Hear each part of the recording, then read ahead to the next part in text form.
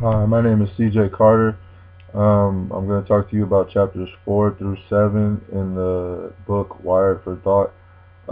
I personally would definitely recommend this book to readers.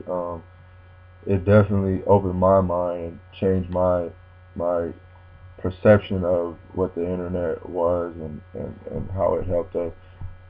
Chapter 4 is called Too Much of a Good Thing. It basically just talks about how usually we go by us as people, we go by precise information and facts to come to a conclusion or achieve something. We need concrete detail, concrete evidence to achieve our goal. Whereas in the book, actually it says that that's not the case. Prediction is what actually gets the mind going and working more efficiently than gathering information and research. Um, they actually talk about how overthinking it occurs every day, and it's actually something that slows our brain thought process down. Um, for example, it gave some executives overthink and are seldomly successful in their field, whereas executives who make quick decisions are a lot more successful. So, just a little tip for you guys out there: go with your gut instinct. Don't overthink or second guess yourself. Chapter 5 called Creative Destruction. It um it basically just it it talks about the human memory system in comparison to the memory system of a computer. They're totally different. A human memory system, it fills up, and when it's, I guess, full, it would go down the drain, so to speak. You would not consciously drain that information from your brain so that it's not filled with useless information and thus causing an overload, I guess, to use a term related to the book. Um, Having an in-depth and strong memory can sometimes be stressful. I, for one, have a great memory. I'm 21 years old now and can remember instances that happened throughout my childhood with complete detail. Whereas they say that that is not a desirable trait to have. A woman in her 40s, she described her exceptional memory as exhausting and uncontrollable, and it almost drives her mad. Every day she can remember what she did each day, step by step, every little intricate detail, and it almost drove her mad. She says that she can't control it, and it's very stressful. Um, my memory is not that strong, but at the same time, my mind does race an awful lot, and I cannot control it. A lot of times it happens when I'm doing my homework or reading. My mind does race a lot off into wherever, whatever, um, something that happened in my life or something that I can remember, or something that's happening in present day. It really doesn't matter. It's like the woman in her 40s. I can't really control it.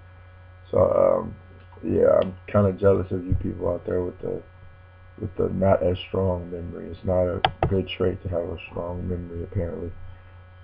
Chapter 6, A Web of Neurons. It's basically just a comparison of the brain to websites.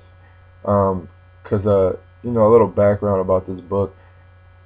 Wired for Thought is just an in-depth comparison of how the evolution of the internet from its birth to present day, and how it was designed after the human brain, which is pretty clever to me. That's one of the biggest um, eye openers of the book, in my opinion, knowing that it was designed after a human brain.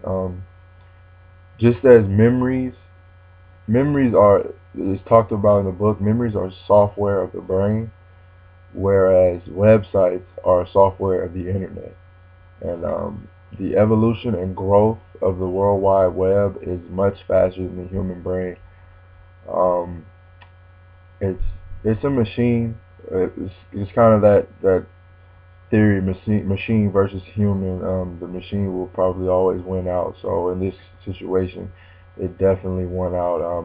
The World Wide Web has progressed and evolved way faster than the rate that of a human brain. Chapter 7, searching for the right words, um, just talks about how, I guess, efficient a search engine is. And say, like, I know we all use Google.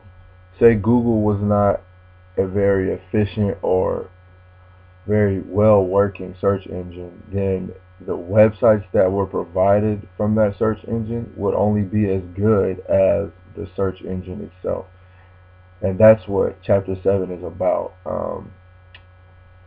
Just as the human memory, um, an instance, if you can remember it, how well you can remember it is how in depth and in detail your recollection of the instance will be. So if you tell a story about something that happened when you were 5, if you can't really remember it, then you're not really going to have a very good story to tell. Whereas the person that has a great memory and can really remember that occurrence when he or she was 5, then that story will be a lot more detailed and will really come to life for the listener.